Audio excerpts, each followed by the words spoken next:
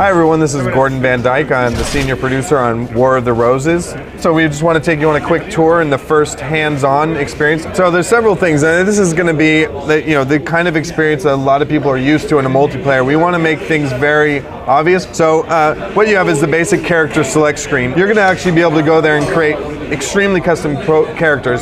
You're going to be able to create a custom sword, mace, longsword, and this is his primary weapon. In his secondary weapon, he has his mace. So that's a one-handed mace weapon. So what you're able to do is you're able to customize these. So you're actually able to go through, when you do your custom profile, you can select the type of metal that it's made out of, the type of edge that the weapon has, what your fighting style is going to be with that weapon. Is it going to be a German style where it's faster, more aggressive, but less powerful attacks? You're going to do the English style where you're going to have a bit more strength to it, but it's a bit slower to react. A lot of different nuanced things that are going to have a huge impact on people and their playing styles. This guy right here, he's got the Warhammer, so he's pretty nasty when he's out there, but he's in full plate armor. He's going to take a bit more damage, but he moves a little slower. And then we have this another fully plated knight with a poleaxe and a horseman's hammer as his side weapon. Then we have a crossbowman, and he's got a short sword, and he's full light armor. And then we have the longbowman, fully light armor. He's got the hood on, the cloak his face, and he's pretty cool. So we'll jump in and we'll start off. Let's start off as a northerner. So and then we're also going to have squads. So very familiar with that if you play multiplayer games. So you'll be able to select a squad of guys to join with, and you'll be able to spawn on them so you can get back in the battle faster. So over here you can see I can select on one of my squad mates, and I can see what's kind of around him. So I know, okay, maybe I don't want to spawn on him if he's in the thick of a battle and I just want to spawn and die. So you can pick a static spawn point, put you back a little ways from the battle so you can, get in and, kind of select where you want to join, but depending on what you're trying to do. So we'll join this squad and we will spawn from our squad mate and jump in here. Now, as you can see, there's different levels of power. When I pull back and swing, I want to get it all the way back, full swing, so I get the most amount of damage I can on an enemy. Are you determining those movements with the mouse? Yes. So you move the mouse to do it. So I move the mouse forward and I do an overhead swing. I can also parry, so I parry the same way. So if I see him coming to attack me from the... and I died, and I get it executed. So another thing you can do is do pretty brutal executions, which are kind of fun though, I have to admit. So maybe I can do a little better. Let me jump in here. Right now we're going to release with 2 game modes. There's going to be a siege game mode, a siege style rush game mode, and then there's also going to be the team deathmatch. We're going to release with those 2 first. We don't want to overwhelm our audience. So we want to make sure that we provide the best game mode, and then release new ones for free over time, depending on what our community wants. If they want more team style game modes, then we'll give them those. If they want something that's a bit more complex and complicated, then we're going to work on those as well.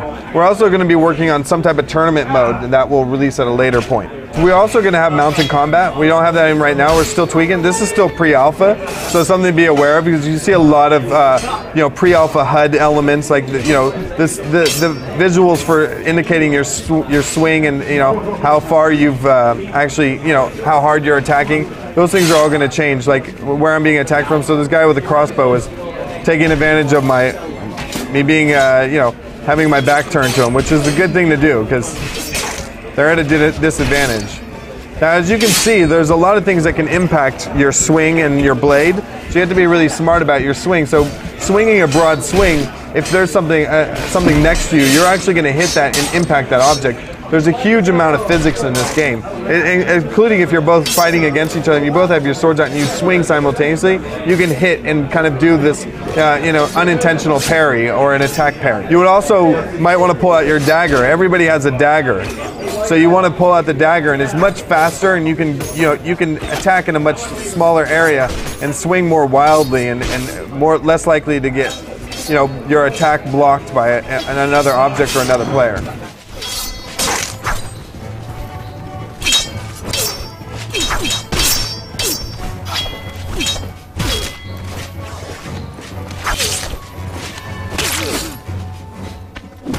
Oh, I could have. You can heal one of your players. This character I've selected a perk that enables me to help out my teammates, so I can kind of try and heal them. So we're gonna have so many different types of perks. So that's a defensive perk. We're gonna have offensive perks. We're gonna have mounted perks. So you can pick a perk to spawn in as a mounted player, and then you can add another perk so your mount has armor and different things like that. And you'll be able to have a lance as your primary weapon. So you'll want to create a custom profile that's for when you're on a mounted horse, and you select those perks and everything that goes with that. There is friendly fire. You of course take a bit less damage because we want it to be a bit forgiving, especially for those doing it on accident, and kind of reduce griefers as well. But you'll probably always have griefers in that situation. So as you can see, you'll go into a first-person perspective when you have like a bow or if you have a crossbow out. We just want to give you the best visual situation possible.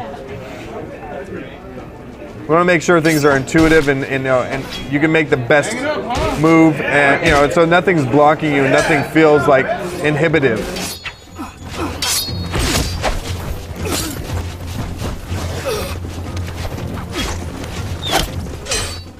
People love to run from you in this game. I've never seen a game where more people run from you.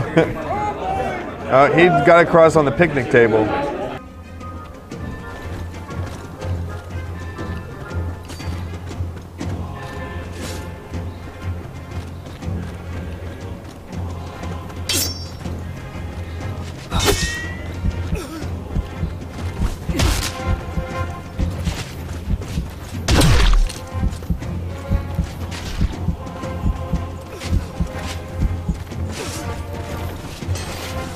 So I'll start healing my friend. So I can basically come and start healing him.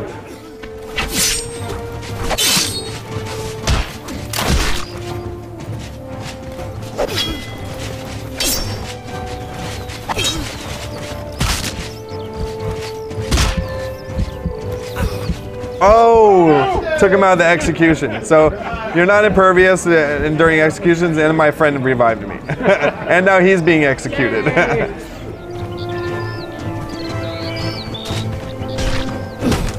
And as you can see right now, this is all placeholder name tags as well, so these aren't the final art, but what we want to do is we want you to always know where your teammate is, and we want to make the enemies apparent, but also elusive. We don't want their name tags floating everywhere, and you just can find your enemy. So we want being sneaky as an archer to actually have a value.